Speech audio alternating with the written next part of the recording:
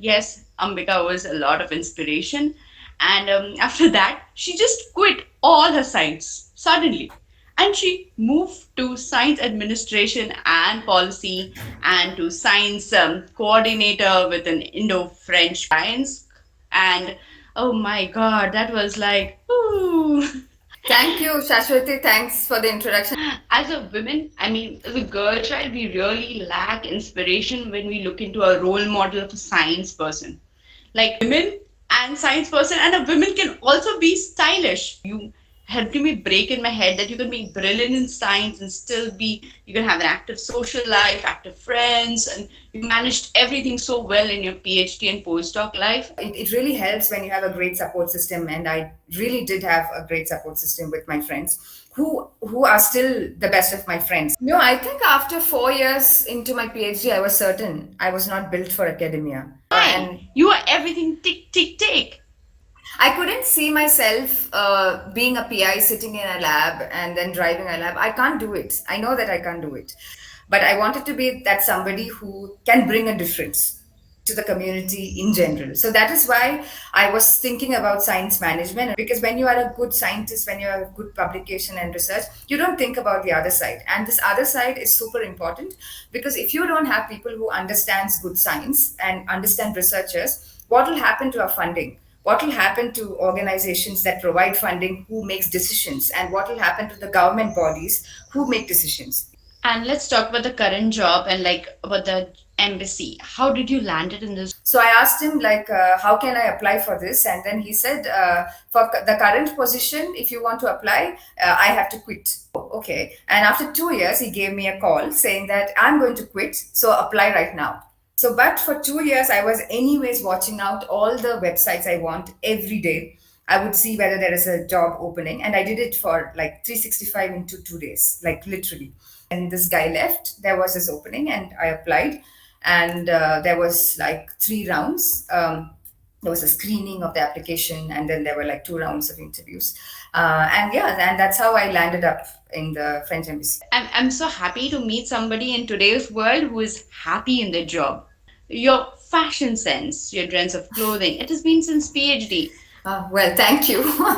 But yeah, I mean, it just, I don't really care about, I think, what other people think. But then I have to feel myself that, I'm presentable. And it makes a huge difference in the way people talk to you, and the way people respect you. If they perceive you, yeah. Yeah. Like I've also seen like guys coming to lab in this like this home shorts and bathroom slippers because I've worked whole night. I mean that does when I came to Europe, they told me that means you're inefficient. You don't plan your work. Yeah, there is a joke in the office where people always organize parties, and I'm never there at the parties because I'm always somewhere else.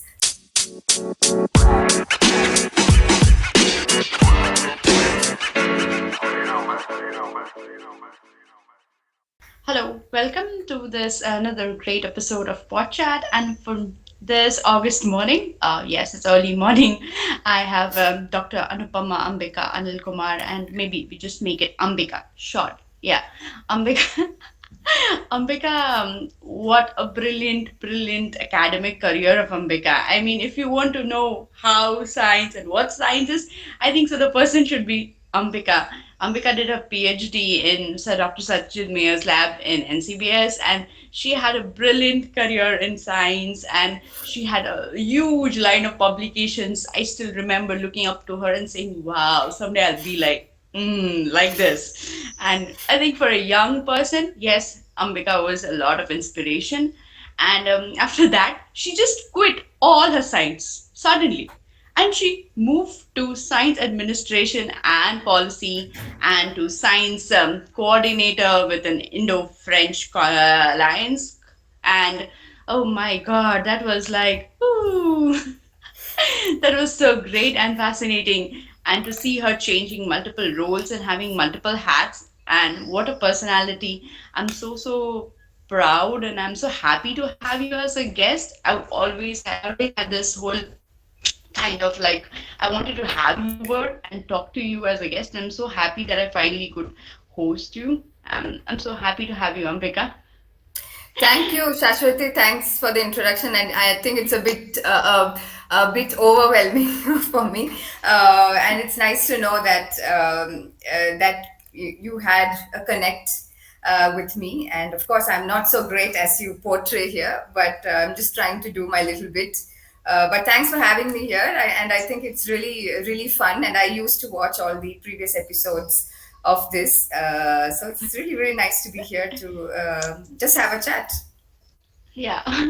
As a woman, I mean, as a girl child, we really lack inspiration when we look into a role model of a science person.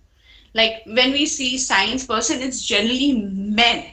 Like a women and science person, and a woman can also be stylish. I mean, you don't need to be a geek to be like to be in science, or something that you helping me break in my head that you can be brilliant in science and still be you can have an active social life, active friends, and you managed everything so well in your PhD and postdoc life, and that was so inspiring. I mean, yeah, I really looked up to you, Ambika.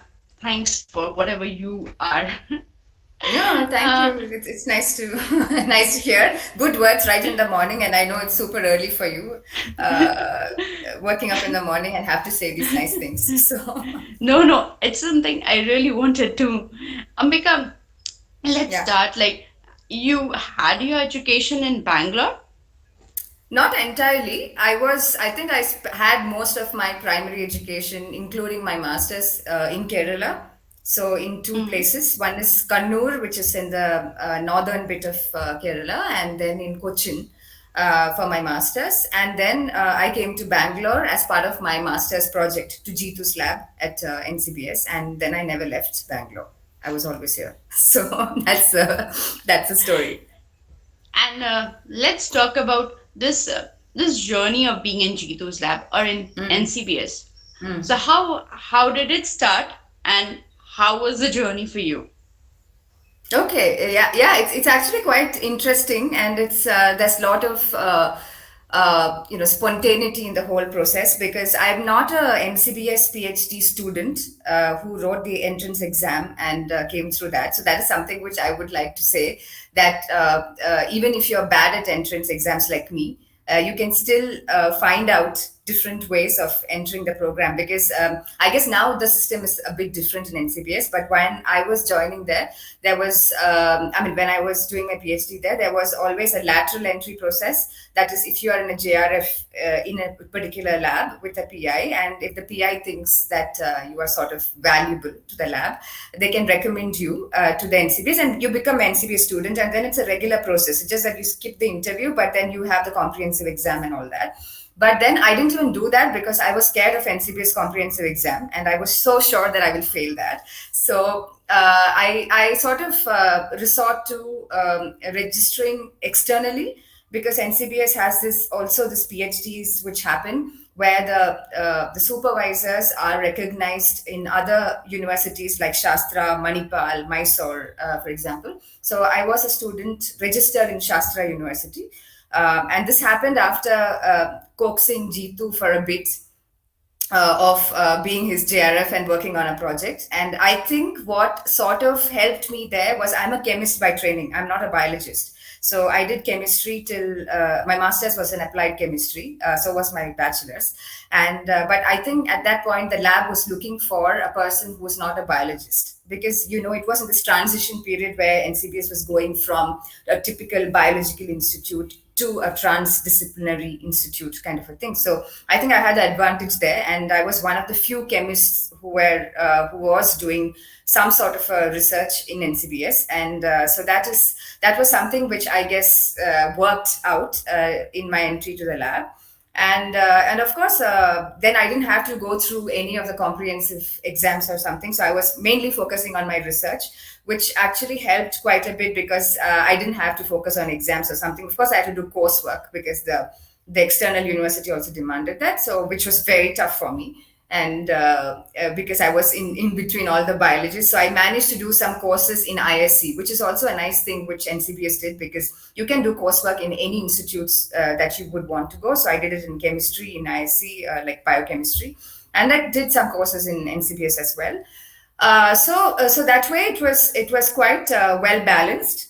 And yeah, and I spent, I think, 7.5 years, so to say, during my PhD at NCBS. And then I also, during my PhD, we did have a lot of exposure to multiple things, and we could go to so many conferences, and money was not so much an issue, and there was a lot of grants you could apply to at that point, like even DST, DBT.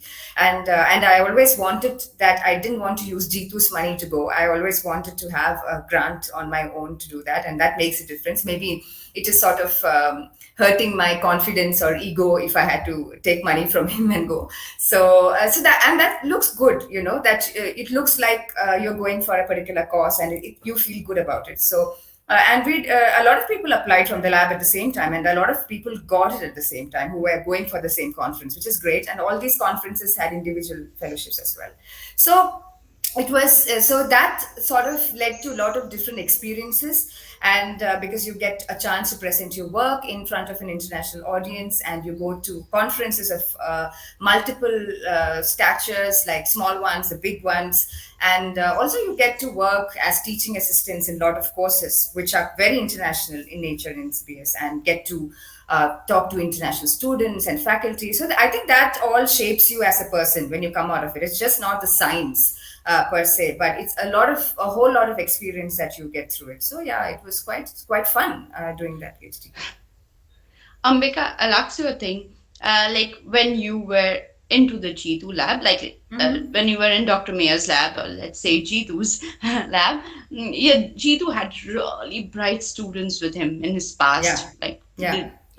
and this is a lab which, even as an intern, I used to feel very overwhelmingly like brilliant people works there. And in fact, G2 science was never a hardcore biological science. It had a Yeah. lot of interdisciplinary science. It was modern working on different ends, and there were a lot of collaborations. Were you, as an intern, overwhelmed? Did you feel like, oh, this is a big Uh, thing?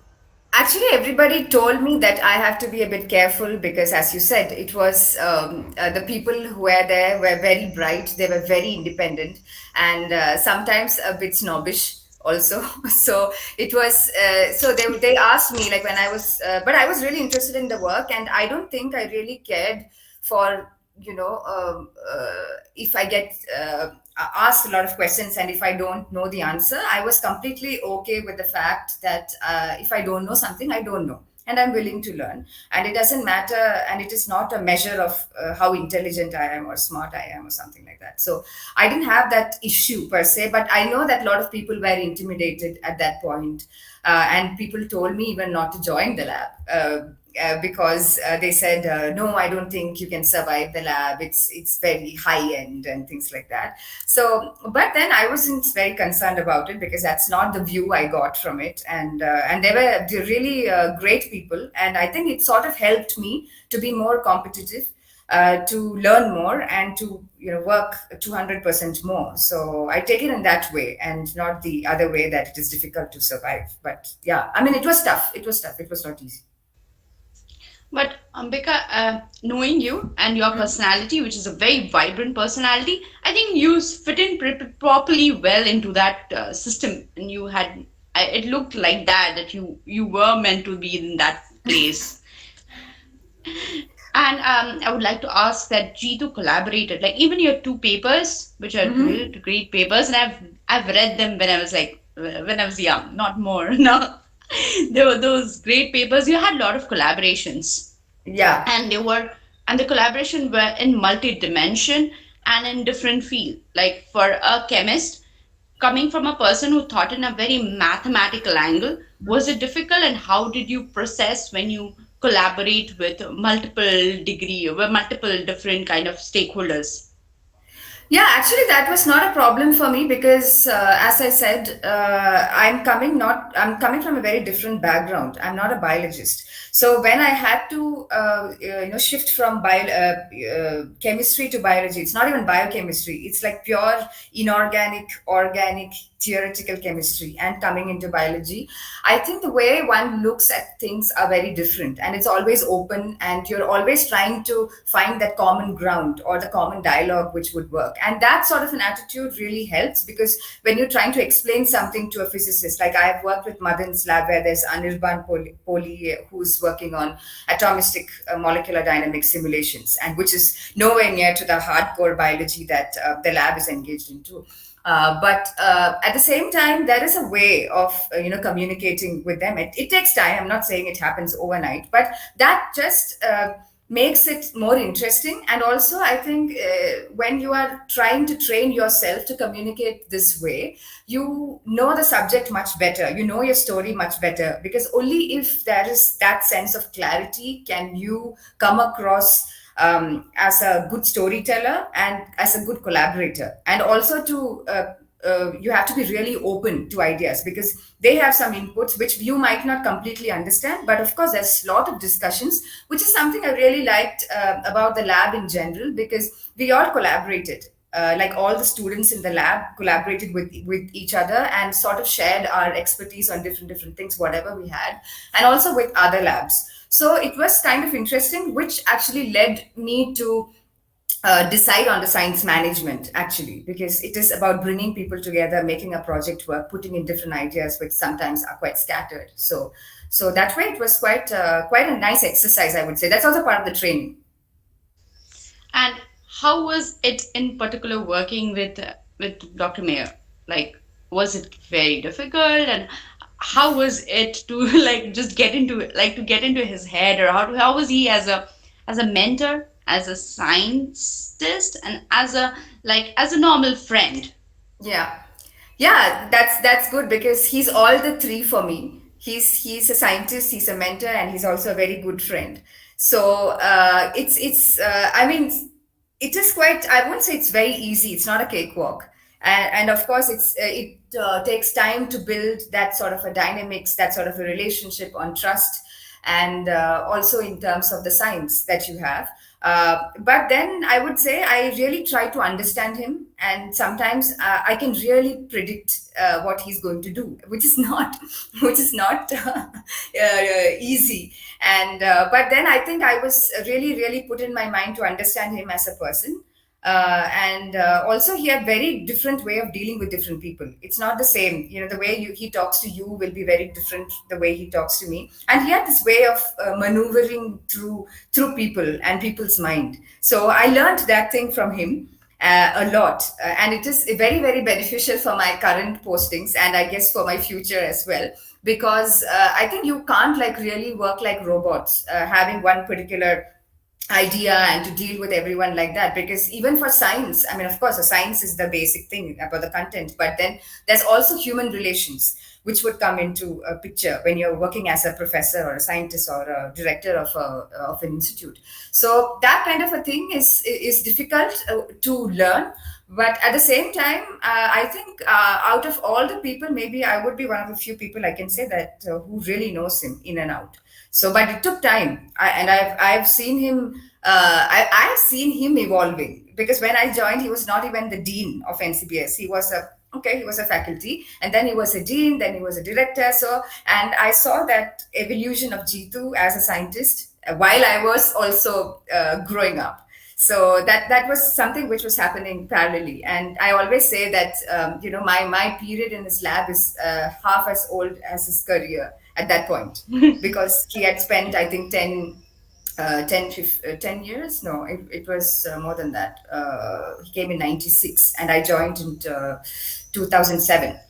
So it was like 11 years into his career that I was there. So I would say I was so mesmerized with the fact that not only is a brilliant scientist, but his leadership skills and his yeah. talking to people. How does he balance both the thing was something like, how does he do that? How does his mind shift between both the thing? And he does it so well. I mean, Yeah. And I think it's a great ability which one of the few people in the world actually possess. And because you have to deal with multiple stakeholders, it's just not with that you deal with scientists. and researchers, and which I think is easier. But when it comes to another level of administration, when you're dealing with the corporates, the businessmen, and the government, it's very complicated. And that is something which I think I would say I was lucky to be in his lab to learn that from him at a And very, very close distance. yeah, yeah, I would say that that's something to learn because Yeah. he still is producing really brilliant science. He continues to do that. His all papers are exceptionally well done papers. At the same time, he's looking for new faculty. He's looking into the faculty, every Yeah. management, and there is everything other government and different stakeholders. And now Yeah. he's also a C camp head and he does the instim. I mean, how does a put so many multiple hats and do it so well? Yeah. I think you have to have a Let different session with him for that. Yeah. Ask him. Ambika, in your PhD, in your end stages of PhD, what I see you had a Mm. very good support system. Be your friends like Mm. Joseph and Yeah. Joey and all the lab mates. Do you think that having a good support system helps Mm. you to tackle the entire thing of PhD? And how did you build these relationships? Yeah, Like, absolutely. And I think it is very important because PhD, as you know, it's not like a very smooth ride. You have a lot of ups and downs, especially when you don't have your experiments are not working, and sometimes all your contemporaries are doing so well, and then you would be wondering and questioning yourself. Am I doing the right thing? Is there something wrong? And that is something which everybody goes through. And I think the success is how you come out of it, and that happens in everybody's PhD life. I think there's nobody who has not experienced even one speck of it. But that's the point where you have it really helps when you have a great support system, and I really did have a great support system with my friends who are still the best of my friends. Like for example, Joseph, I'm like really in touch with him, and he's so close. He's like family to me, and so is Akankshi. And a lot of people who came through this, Ruma, Joey, all of those people, they were like really important in shaping you as a person. And also, at some point, if they were not there, I think things would have been very different. So that is the kind of influence that the support system has. And of course, we were all entering the lab at the same time, and of course, so that we all felt the pressure at the same time. So there's a lot of things that you could share with them, and that sort of helps in building that kind of a relationship. And then you have friendship outside the lab as well, and which continues till date. So that is the beauty of it. but the thing is, like, you guys used to party harder and then work even more harder. Yeah, I think that's a good thing, some motivation to work. And it's not like we were all sitting inside the lab all the time. Like whenever we are there, Yeah. we are efficient. We try to be efficient and try to do things as much as we can. But that doesn't mean that we're just stuck to that. So we did have a lot of extracurricular activities which we do Activities, yeah. together and things. So Yeah. it's that's a fun bit of it to have that balance. What I've seen from you, and I've seen that you also had different co-curricular activities, just like you mentioned. I saw you in a drama once, and then you used to host the every year the Bangalore Microscopy Meet. You would be the one of the main person who would be hosting it, and then taking all the guests around, and then for the microscopy course. Yeah. So did you think these helped you to develop your leadership skills and which helped you while you were into the job market? And because most people think that only science and this is just a waste of time, let's not do this, just Yeah. concentrate on science. Yeah. And there are a lot of professors also believed in this old school technique of why do you want to go to conference, why do you want to participate in things, how is that, like, can you tell us that?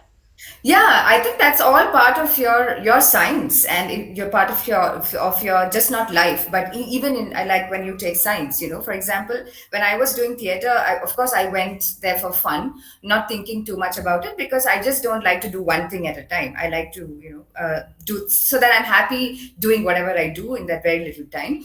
but it also helps you to think out of the box and think from a different perspective. For example, in when we were doing theater, it was Prabodhan who taught me everything about it, and the kind of voice training that you he gave, for example. So you understand the use of the tones, the voices, and things like that, which you can actually put into your presentations, because science is not about just sitting in the lab. You have to communicate it very efficiently, and people have to listen to you. So what how do you make people listen to you, right? If you are sounding like a very boring person, they don't even want to, the content is missed out. So you have to make it more exciting. And so how do you make it? So you think of different ways, and I think the more you're exposed to different kinds of activities, the more ideas that you would get. So, and also with all this microscopic course thing that you mentioned about hosting it and things like that, there's so much I learned from all doing all that. I met so many different people and different bands, like the sound engineering bit, the how do you work at the console, and how do you put a band together. There's so many things you, and till now I think I use it in my profession, all these things. And I wouldn't think that even 1 minute was a waste of time. I mean, and it's totally worth it to do, because you don't even know at that point how that is going to influence your life later, and even at that moment, because you're continuously evolving because of all the things that is happening around you, and that is very, very crucial, I would say, for science, for your work, for your life, everything. Okay, Ambika, let's talk about the paper. I'll just Hmm. ask you a short.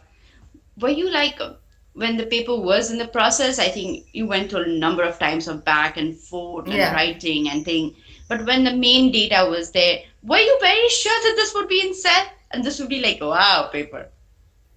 I don't know. I can't be How was the sure about something. process?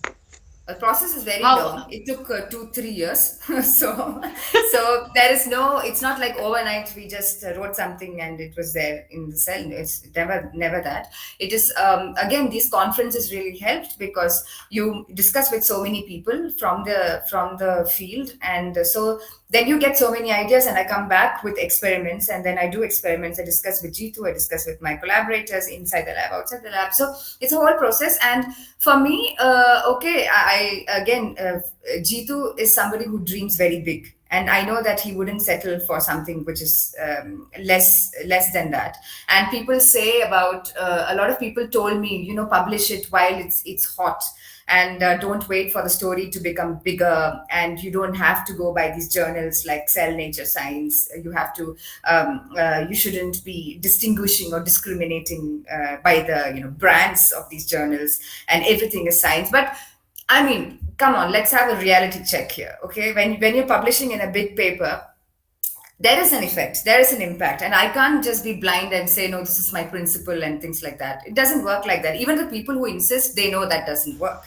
So I mean, those are just armchair, easy to move throw statements, but we all know yeah, the truth is that the journals and impact factor does yeah. make a difference. Yeah, Yeah. and yes, it does. And okay, if you want to believe it doesn't, then you can be in a parallel world. But that's not the reality. It's a big community, and you have to survive. You have to fight it out. But I really wanted it to be in a very big journal. I wouldn't say it has to be Cell or something like that. But then I really worked for it, and because you're putting in so much work of so many years and of so many people, it's not like I just did it on my own. So then it has to reach where. So I was ready to wait till it reached there, but then.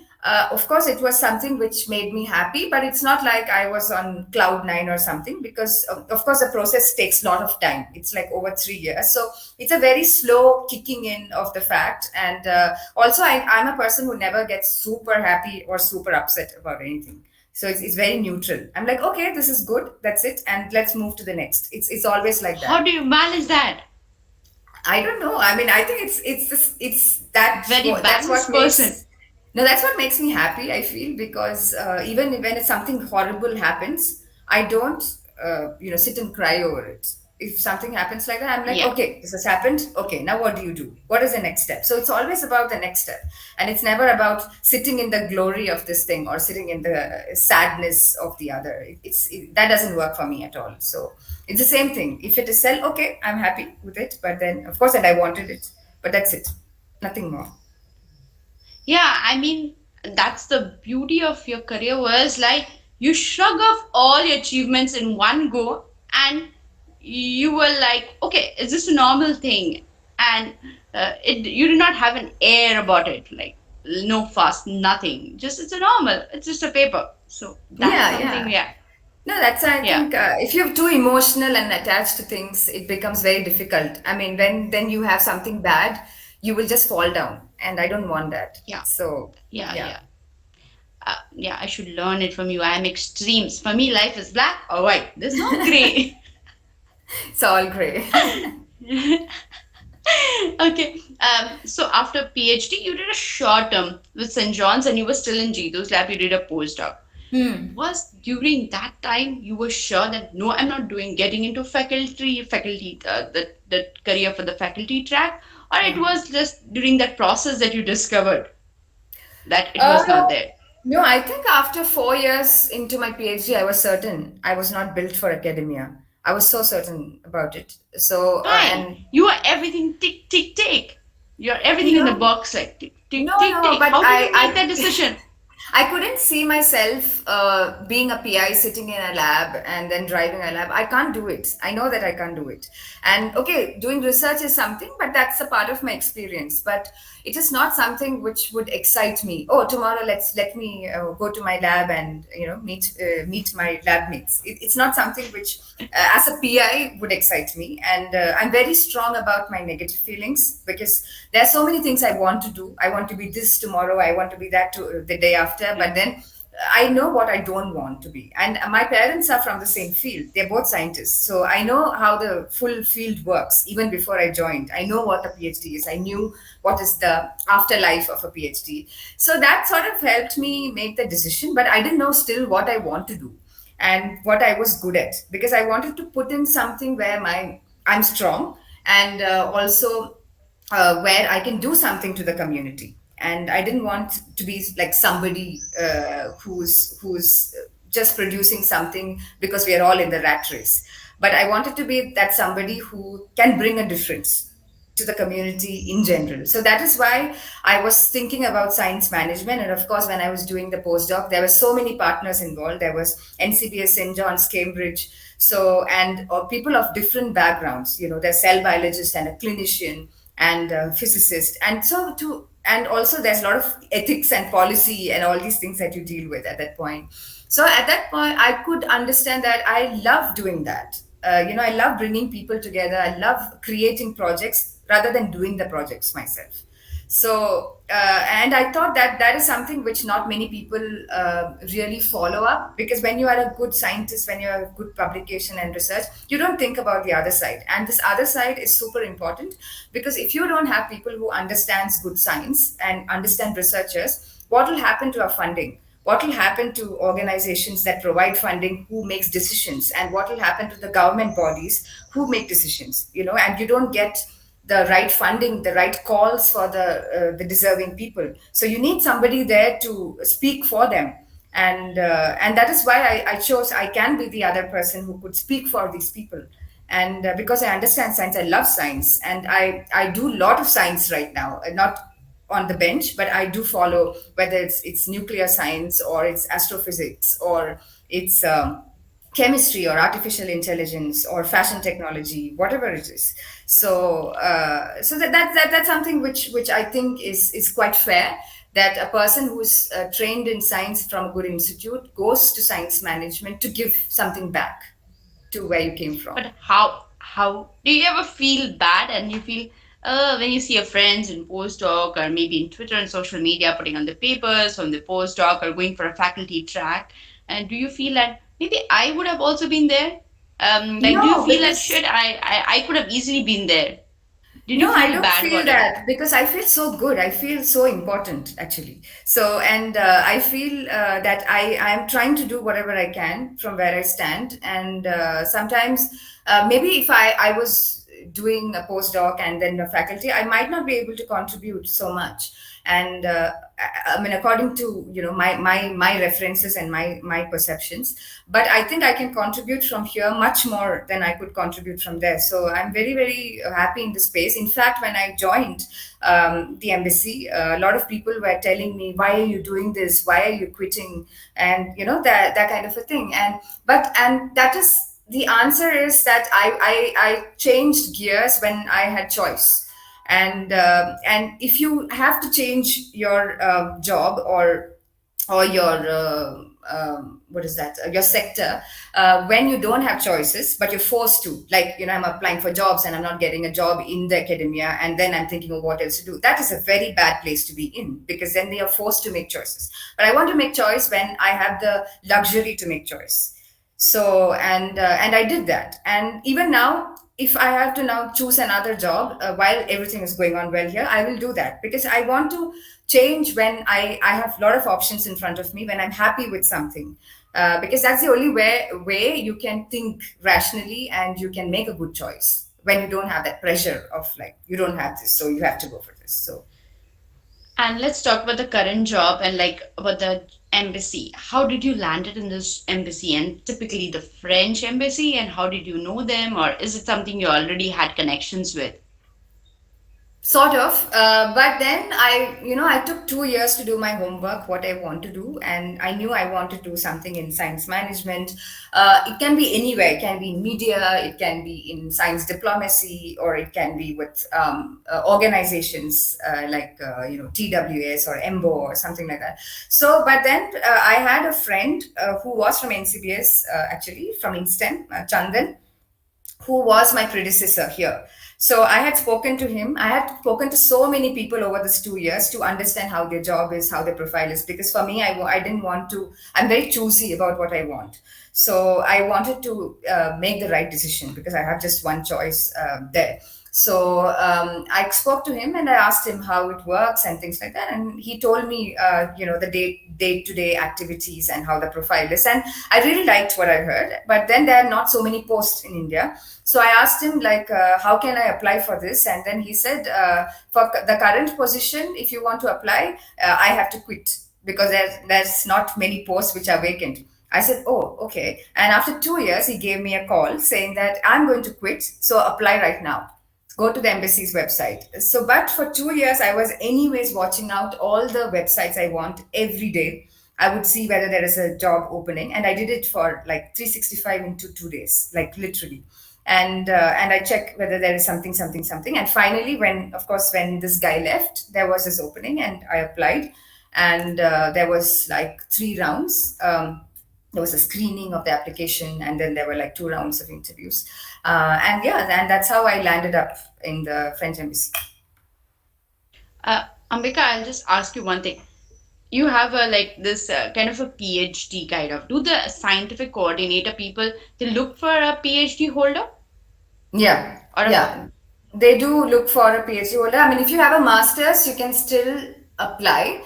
But then if there are PhD holders, then they would prefer that. Like I said, because you are dealing with researchers and you are part of committees which review the science and also talk to the government, the bureaucrats about it. So you are sort of the interface. So if you do not trace? have that kind of a training in PhD, it will be a bit difficult. I mean, you can do the normal Excel job and then have maybe a bit of student mobility to France for masters and things like that. But that is not what where your real value is. Your real value is in understanding what works and how to drive the projects, how to constitute a project, how to drive a program, how to sort of liaise with the researchers and between the researchers and the government. So for that, of course, I think PhD is super, super crucial. At least that's what I've seen in the current job. And the present role I see you have multiple. I've seen presently with fashion technology. I've seen you in nuclear science and different type of collaboration. So it must be really fun. It looks like a very fun job. Like you get to Yeah. meet with multiple people at different and completely different people with different perspective giving you. So, Yeah. what is the general role of this Indo-French? Like just to build up the collaboration or to build up more interacting partners? What are they looking forward to? So this is the whole job is centered around science diplomacy, and this is about fostering any kind of Indo-French cooperation. It's just when though you call it science diplomacy, it's also arts and science, and it can be at the interface of that, or just arts and design also. So to have new partnerships and to sort of help the existing partnerships to maintain it, to sustain it, because that's what drives it. And in diplomacy, science has a huge role because sometimes two countries are together because you just trust each other because of the sheer work you do, whether it's in science. Science is an important area where you cooperate, and France and India has been cooperating since the 50s. For example, the space agency of France, CNES, with ISRO, and this has gone back to the days of Saraba and Blemont. And there's like a lot of things that we sort of work on, and this has spread into different fields right now, whether it's in like underground water management, or it's about chemistry, or it's about biology. There's so many things, and politically also these things are very important for two nations to be friends forever. And so that is also one particular a mode of thought, that how can you better the relations between two nations like India and France, for example. And this is, I'm not a politician, but then you are doing the very tiny bit by sort of enhancing this cooperation, which indeed will have a political reflection. So there is so many different elements to it. So it's a, like I can say it's a kind of a science bureaucracy. It's a bureaucracy with yeah, with science. Like you're mostly Yeah, handling I the would say like scientific. science diplomacy. Yeah, that's Yeah, the yes, real word. yeah. I would like to ask you that is it like painful at the end of the day? You're talking to multiple people, No. meal, and like you find you find it like it's overbearing at the end of the day, No, like it's multiple very people. nice, and I can go on. Like and that's a thing that I really enjoy the job. Of course, if you're not a person who do not like talking to people and you're very like well within yourself, it will be a difficult job. But I think the people who come to such jobs are people who really love it, and I love talking. And I love talking to people and listening to them also, and understanding different perspectives. And I can do it like all night and day, and without even having the burden of a job, because I forget that I'm working because it's so much fun doing it. I think that's the fun of a job. When you really enjoy it, you forget that you're working. So that's a good thing. And I never get tired, especially when you have events and things like that. Sometimes you have to stand from morning till night, talking to Yeah, people and things like that, which doesn't happen like every day. But that is something which is really really nice. So okay. yeah, I mean, I'm so happy to meet somebody in today's world who is happy in their job. Like, yeah, yeah. I mean, I generally have interviews with a lot of postdocs also, and they generally seem so tired, and they're like completely dead zombies who are on this struggle with their immigrations or sometimes with their they do uncertainty. But it's always very good to talk with a person who is happy, and I think Yeah. so. It's the happiness is probably the biggest measurement of being successful, and not your other anything yardstick. And it's so good to see somebody who's very very happy, and that reflects in your you itself. um, Ambika, you I've also seen that you really love to enjoy life. You have friends, Yes. you like to travel, you have a pet, and you like to go to new places and do adventure. Was it always like this with you, like as a child? Yeah. Yeah. I think I always wanted to do all these things, and I traveled a lot as a kid as well. So, and I like doing a lot of things outside, not thinking about work per se. So, I've always liked that. I've always had friends. I'm an only child, so my life is built on friends. So the friends are super important for me. They're closer than my family. So it's so yeah. So I really like a social life, and I also have very strong close friends, and also there's so many people that I interact with on a day-to-day basis, whether it's in office or whether it's outside. So my social circle is quite huge. Like I would really know Yeah, half yeah. of Bangalore. So so it's always been like that. But it's very good to be in a place where you know that I have a fallback option. Like I can always talk to a friend. If I'm Yeah. sad in my office, I know I can talk to a friend. And it's always Mm. good to have that. Yeah. I would like to ask you one thing, and it's like I really admire is your fashion sense, your trends of clothing. It has been since PhD. I mean, when I was in India, being in Xavier's or in my college every time, we were somehow told and we were drilled into our head that if you're a good student, if you're an academic, you should not be stylish. And that stylish even meant wearing coal, like basic things. And I came from Darjeeling, and Darjeeling was really stylish. Since childhood, I'm very fashionable. So every time I was judged, even if I wear a earring or a kurta, or they would think that they would just associated me and they think that I'm bimbo. People used to think just because you're stylish and you have good clothes, they would immediately devaluate you and think that this girl is bimbo. And it's very, very violating and very, very insulting. But I have looked up to you because I see that you've not only been like very good in your academic career, but I've seen you very presentable, even in those end days of your PhD or your postdoc, which can be very, very tempestuous. But again, when I move to Europe, I see your looking good is very important part of life. Yeah. I mean, Yeah. even in lab, you will always have a nail polish. You are looking good is very important part of French culture. So I feel more good here, relaxed, even if I look good.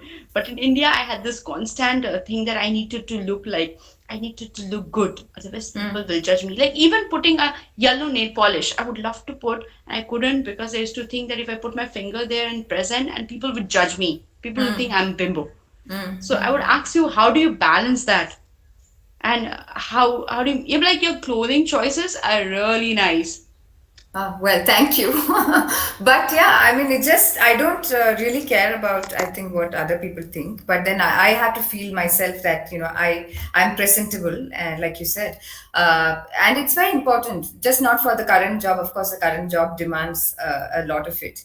But even earlier, I think my that's something which my dad taught me, that you always have to look presentable, pleasant, and good. So that I'm not saying about beautiful or ugly, but it's you have to look good and in your total perfect senses, so that people would want to talk to you, and people you are being judged every time, and it's not to make people happy that you have to do that. It's for you to boost your confidence, and for you to be happy. And as you said, if you're happy, then everything else will fall into place. So it's about your how you feel about it. And I've always thought about that. I never have really cared about what people will say or something like that. But I thought I had a certain idea. Of course, I had a sense of propriety when I dress.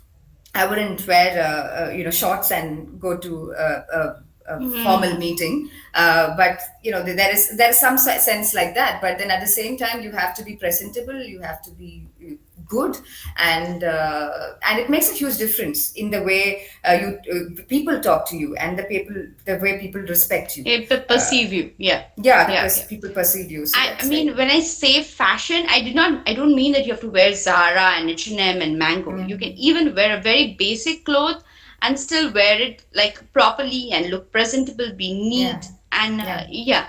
And presentable has nothing to do with high-end fashion store. I'm not telling you have to No, walk the ramp, but no, no, to no. Of even course. look decent. Yeah, yeah, Yeah, yeah, yeah. That's important. And it's the same thing which applies to presentations. Like I've yeah. seen in India, when a lot of people present their science might be fantastic. It will have Fantastic. so much of good data. But then when it comes to presentations, you wouldn't want to even look at their PowerPoint or Yeah, whatever, just yeah. because it's so badly put. So then the whole purpose is defeated. You're not doing science for yourself, right? You're doing science for everyone. So if you cannot communicate and take care of the aesthetics, so the aesthetics is important wherever, even in presentation. If the way you present yourself, the way you keep things, everything is about that. So I think it's a total package. You should look good and you should talk well and you should be able to communicate it well. I think so. I know so yeah, many people, I used to say that. In NCPS, I've seen people who have a trunk load of data as they would have, but they just yeah, couldn't talk. yeah, They would yeah. somehow couldn't talk. And there were some people, like for instance, I would like to mention is one is Dhananjay. Mm. He had he had limited data, but the way he used to present was so fabulous, and the way Yeah. he used to talk and he used to Yeah. explain. I've seen his like all presentations. I've even worked with him. That's so fabulous. Yeah. That's a kind of the grooming. But Mm. well, people will tell me I'm being class because that's a class privilege we had, and Yeah. not everybody has that privilege. But I think it's just a matter of training. Yeah, it's a matter of training, it's a matter of perception because there's so many people who thinks it's not important. You don't have to just throw data at people and throw everything at people. They will take it because it's so fantastic. No, that's not true at all. I mean, and you don't have to throw things. So Yeah, yeah. Yeah. Like I've also seen like guys coming to lab in this home shorts and bathroom slippers because I've worked whole night. I mean that does when I came to Europe, they told me that means you're inefficient. You don't plan your work. You should come yeah, early morning. I've seen even men, they come very well dressed here. At yeah, least I don't say they're very, again, fashionable, but they wear proper shirts, they iron, they will they smell well. So these are basic hygiene that people looks into. I mean, yeah, you yeah, yeah. don't, if you have to be scientist, this idea that you have to be scientist and you look baggy, tired, and you have to look like broke all the time. Yes, yes, yes, yes. No, absolutely, absolutely. It's the person you are, right? And it's what Yeah, people and the content of what you say is also super important. But then it is the outer casing. It's just like when you give somebody a gift, you can wrap the gift in different ways and it'll have totally different just a wrapper at the end of the day, but the wrapper makes a whole a lot lot of of sense. difference how you perceive it. So that is the Yeah. same. It's the same with presentations, the same with what you wear, it's what you give, everything. It's the entire Yeah, package. the aesthetics really matter, I would say. Yeah, It's yeah. coming from, like you told that you come from a family of scientists and you're a single child and you grew up in Kannur. Do you think there was always a pressure on you to perform, to excel, or it was like, okay, it was a laid back life No, I had a to lot of you? pressure from my family because all of them were quite brilliant, and those are the people who really went abroad, like even to Cambridge to study, and so it was and I'm the only child of these two people, and so I had a lot of pressure in college, in school. Because my parents taught at the same college that I studied in, so that adds on to Okay. that, and you have to be always this perfect kid. Upright. So yeah, so that's huge amount of pressure, and I try to sort of live up to it and up to the pressure, but not so much like it's not about like whether I will be first in the class or something like that. But then I know that pressure was there. I think my parents were under tremendous pressure, and they didn't put so much pressure to me, but I think they were always stressed out about things. And but I'm a person who's very relaxed all the time. So even if Yeah, there's chill pressure out. around me, I'm like, okay, let's see what happens. But yeah, I I mean, could see the pressure around. There was a lot of pressure. but you are a very chilled out person. I've seen you like, okay, let's go. It's fine. It'll be fine. But I think so that attitude is very important during PhD because you already have so much pressure. If you take it personally, it becomes really Yeah. difficult to handle. Yes, Yeah, exactly. It's like I have so many friends who really were very miserable, during their research bit, where things don't work out for them, and they sort of compare with other people, which is natural to do. But then that's not life, right? That life is not about PhD. Life is not about research. It's much more than that. So if you think that way, I think everything just cools down around you, and I really believe that all these things, the job, the things, everything is like one tiny part, and so yeah, but the thing is that you did not make your life circle around the PhD. You invested in yeah, multiple different places. yeah, So yeah, be it co-curricular, be it in science managing, and be it friends outside and social yeah, life and yeah, gym or exercise. So you knew if my experiments fail, I can go to my friends, and if my friends yeah, don't work, I can go to science. So that's yeah, yeah, something to yeah. learn. Yeah, yeah, that is that's what I call a balance. that you're not focusing and not putting your whole energy into one thing, but you put in multiple things, and something or the other makes you happy, like when you play Yeah. tennis and then you can keep on hitting at the ball for quite some time, for 1 minute. I will be so happy and I will forget that my experiment didn't work. So that's the thing, and that's equally important as my experiment. So that's these small things are very sometimes keep you grounded. Uh, I would like to know, Ambika, like now your present job, do you have to travel a lot between probably France? Do you travel? Yeah, yeah, So, yeah. We travel into France. It's maybe like once a year or sometimes twice a year, and to we travel to Delhi sometimes because that's where the headquarters is. But I also manage 5 states, the southern states of India. Though I sit in Bangalore, so we'll have to keep on traveling. So every month we have to at least have one. We call it mission to one of the states. So there's quite a bit of traveling plus my personal traveling. So yeah, there is a joke in the office where people always organize parties, and I'm never there at the parties because I'm always somewhere else. So, so yeah, but I like it. I like it. I like the traveling bit. and so how do you handle your personal life right now with the professional life? Like, do you have problem in balancing it?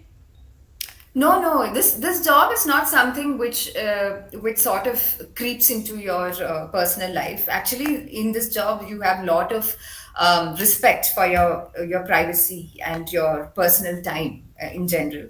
So So there is nobody a will call you work-life in the balance. evening. Yeah, yeah. That's a good. It's like the French. It's they're very good Yeah, at the yeah, work life balance. And I have 2 dogs who I take care of, so they're full time on me. So. your dog mom. Yeah, You're yeah. a So dog it's mom. your dog mom. Yes, yes, I'm a dog mom. I have 2 dogs. So I engage with them a lot. So a lot of time goes like that. But then for this job, you have a very, very, very good work-life balance, actually. And settling down in Bangalore was a good decision. Did you enjoy that decision, or Oh, you're yes. like Yeah, yeah, yeah. I really Bangalore's love it. And weather that's is so why, good? yeah, I never left the city because of all these reasons, because of good weather, good people, good places, and it has a very good vibe. So I Yeah. think I can only live in Bangalore. And I've traveled to a lot of places, but I can see myself doing my everyday thing in India only in Bangalore. I cannot do Ah, anywhere else. yes. The weather, especially, and people, and it's very cosmopolitan. Yeah, I yeah, yeah. mean, it's a very cosmopolitan culture. Yes, Being yes, in absolutely. France, what is something you really like about France? Oh, You've been here so many times yes, now. I mean, I like the language for sure, and it's Did very you very learn it? nice to listen. Yeah, I had to. So I had to. I went to Alliance Française to learn French, and after I got my Ah, the job, of course. pronunciation. The Yes, pronunciations are so difficult. yes, I'm yes. still That's struggling with my B1 French, and I feel like, oh my god, the French pronunciation. yes, yes, yes. But once you get it, it's really nice, and it's a very nice language to Yeah, learn. And so that is something I really like, and I really like the rich culture that France has. Whether it's respect to architecture or the science, comes with a very rich history. So that's something which I really like, and of course the places are beautiful, and there's a lot of diversity. It's not boring at all, because when you go from Paris to Marseille, to I don't know, Brittany, it's very, very, very different, and there's a lot of things to see always. You're never yeah, bored. You always want to see so many things, want to go to so many places. And French food is something which I really love, and so awesome. all the meat and everything, and I really like it. So yeah, so I like all these things in general, and I find it very easy to connect. There's some connection between India and France, though it is not very visible sometimes, but there's Yeah, yeah, something. yeah. I also like that here people they they really enjoy the quality of life. People Yeah, will really make it a point to enjoy life. Even if they're old people, they take summer breaks, they'll take winter yeah, breaks. yeah, After 5 o'clock office, they know it's office finished. Now they're not yeah, going to slug. They'll come back, they're in some sports, maybe a barbecue at home, whatever they enjoy life. And yeah, I think that's a very beautiful thing to sit, like they enjoy the slow subtlety of the life. Yeah, yeah, If you, I don't think it's there in the Paris. Paris is Paris, is the yeah, yeah, of center. course, of But course. but since I'm here for some time now, I Yeah. feel that especially the South, they Mm. really love to enjoy life. If you go to Marseille and you see Calanque, people are hiking. They're like so free. They enjoy life. Yeah, And yeah, yeah, absolutely. And I think that's why I could relate to it because I'm a person like that at heart. That when I work, of course, I work, my yeah, pace yeah, is yeah. quite high. But then when I don't, I want that much free time. I want to enjoy it. And I enjoy my time and things like that. So that is very relatable. That's probably why I like it so much.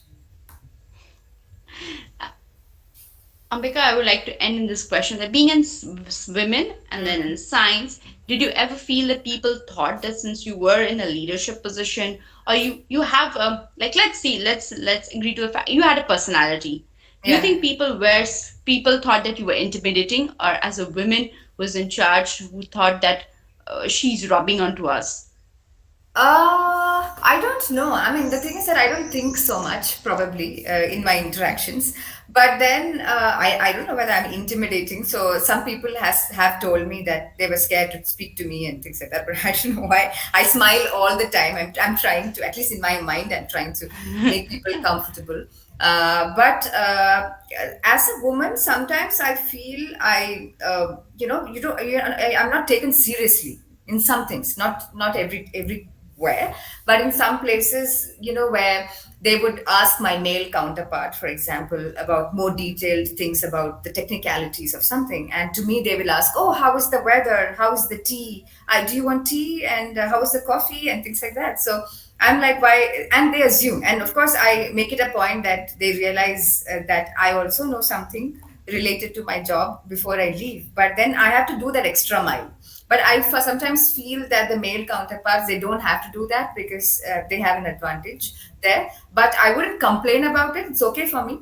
But then there is something which I felt, that sometimes people do not think. They sometimes think, oh, she's a young girl who might not know so much. So what do we talk to her? Let's talk about weather, that kind of thing. So This subtle, I don't know, let's call it, I don't know, this subtle thing, and as a result, women have the constant pressure to outperform. Like we always yeah, know that we have to yeah, yeah. perform That's better. true. That's true. That's true. That's there in a lot of places. The extent varies. So sometimes you're like really doesn't exist, like you're a ghost, and sometimes it's very subtle that you have to really think Is through it. Yeah, but I mean, I would keep trying to sort of, as you say, outperform. But I like to do it also. But I'm not really complaining. Things are getting better, but still, it's there in some it's meeting or the whatever. subtleness. Yeah, the Yeah, subtleness yeah, is still there. Yeah, yeah, yeah. yeah, yeah, That was really nice talking to you. I am yeah. really thankful for your time, and yeah, I see a beautiful Eiffel Tower in your back. Oh yes, I have. It's my office actually. So Your office is near the Eiffel Tower? no, the painting is there in my office. I mean, not the painting, the photograph is there in my office.